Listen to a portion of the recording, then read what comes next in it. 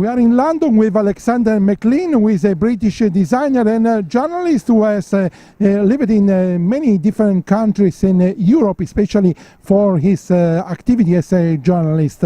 Let's talk about your experience. Well, I lived in Austria, Belgium, Switzerland. I traveled a lot, interviewing musicians, artists, people in politics, different areas. And about politics, you have the opportunity to meet also important people about Greece, about the Greek crisis.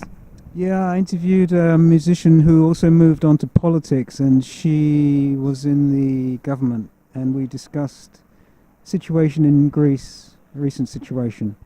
What's your opinion? My opinion on Greece, or in general, because you know many things. Well, I think that people, need to take a second look around them and, really assess what they think is real and what is not real. I think The Matrix is a very good film to give examples for that. That's one good film. So you see a world dominated by secret powers? They're not secret anymore. Let's put it like that. I don't think they're so secret. If they were secret, that's over. It's because we have internet, we have so much information now, so that's changed. And what about the Public Enemy? Is also music, but also politics. Yeah, I interviewed Chuck D and most of the band. They're very political. Professor Griff, people like that. They're very clued into what is happening, what is now, and they also have that knowledge from a time which maybe people have forgotten a little bit. The 60s and 70s, even 80s, etc. They were doing their thing in the late 80s, so they've been around a very long time, and they're knowledgeable about how the system works, etc. Yeah. When you mean the system, what do you mean? The financial system, monetary? Well, the system is everything. It's religion, it's monetary, education, it's everything. The system is the system. It's all things are under one hat. What do you think about UK?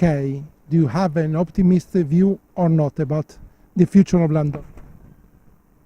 Well, that's what these things are happening. It's global. Everything's the same.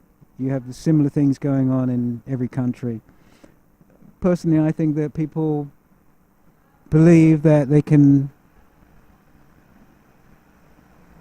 become happy through all those material things that are offered to them, and shopping, and just doing what is the general trend. I don't believe that myself. I don't think you can do that. It doesn't work, because those are things that are actually put on the plate for you to eat, and it may not be a real meal. Your opinion about capitalism? I think capitalism has said enough itself. Personally, I think that capitalism, we've had a few hundred years of capitalism, maybe a couple of, the Romans were capitalists. Look what they did. So I think that we're going to have to, after this period, because it's going to end, you can see it's ending, it's breaking down. After this period, we're going to have to ask ourselves what that really was about. And maybe we won't ask ourselves, maybe we just go, move on to something much better than this. So, capitalism, I think it's having its time. You think its time is going to end? Oh, yeah. And what is next after capitalism? There's real people. That's it. You're just going to have real people. You're going to have people that, you'll learn your lesson this time. Definitely. You said that many things are coming from the Egyptians. Many things of contemporary world or contemporary knowledge are coming from a distant past. Even about Freud. What has Freud to do with Egyptians? Well, this is what they leave out of history. I mean, I lived in Austria for many years, and if you speak with most people there, they probably wouldn't even think about that all this a lot of that, what he understood, was coming from, ancient Egypt. They had psychiatrists and things like that in ancient Egypt. They had people, the priests would take care of you if you were in a certain state, certain mental condition or whatever. They had people to take care of that. So it's not really that new. It's, you have to see it as a European thing that,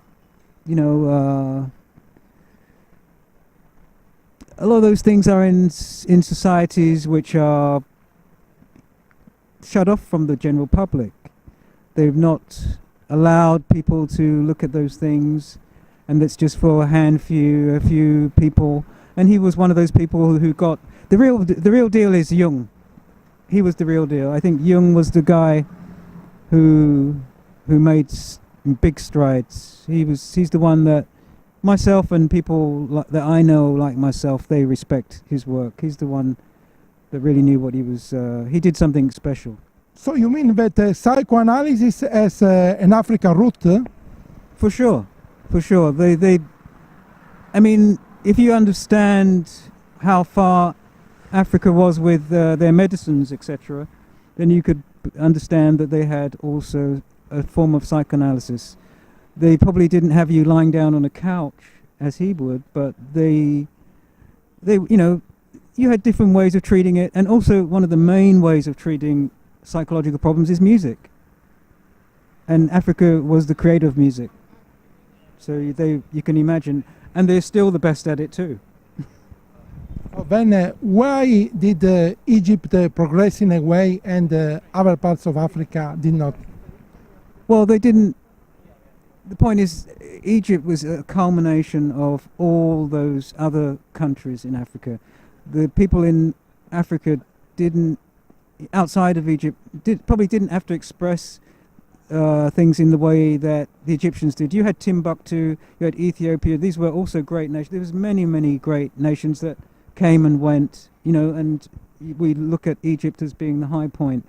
But all the others had that too. It's only they didn't have to express it through making huge buildings or just didn't. They had it in their minds. They already had that thinking. And what a lot of people don't understand. Also, this is the main point. People think that we progress. Everything is about everything is progressed, but actual fact we've fallen. We've fallen from before. People. Thousands of years ago and hundreds of thousands of years ago, they were very advanced. They were not like we didn't all come from monkeys. That was financed by certain people so that Darwin could do a job. But the people who did come from monkeys were very few. That was not the ancient people. They didn't do that. And what about America? You said that Africans were there before Columbus. Yeah, a lot of that can be researched and found out because there were Moors who were in America long before Columbus. They found bones, had to cover them up. So they crossed the Atlantic Ocean. Yeah, that's right. You can see a lot of work from Dr. Van Sertima. There's a lot of videos you can see on him. You can read about it through Noble Drew Ali, several other people of that kind. They can tell you about that. The black American is not always an American that came from an African American. He's an American. So you said it's not only slave trade, but also before. Yeah, that's right. The people were there before the slave trade. It was a paradise. When the Moors came to Spain, a lot of those maps that the Africans used to go to America fell into the hands of Columbus, and Columbus was a slave trader anyway. And your activity as a designer? Well, I've designed a lot of different products. I've worked with shoe design, bag design, clothing design. I work with a Chinese company at the moment doing shoes, and some friends of mine have some clothing collections which he wants to, bring to the fore. So yeah, I'm still doing fashion. Yeah, that's it. That's an important area for me. What do you think about African fashion, which is now rising? Good. I think it's very good. And I think it's good that they have their own identity and do their own thing. That's the most important thing to do and to follow through with, because when they do that, they'll have the right vibration. That's very important. Don't copy, be copied.